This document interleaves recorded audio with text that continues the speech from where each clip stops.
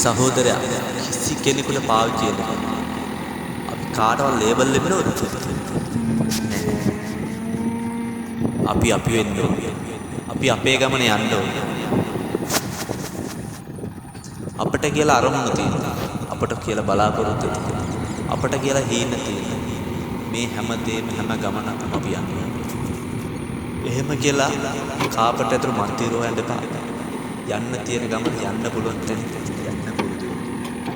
හැබ්බෙයි වැටේ තුවාල වෙයි මහන්සි දැනේ.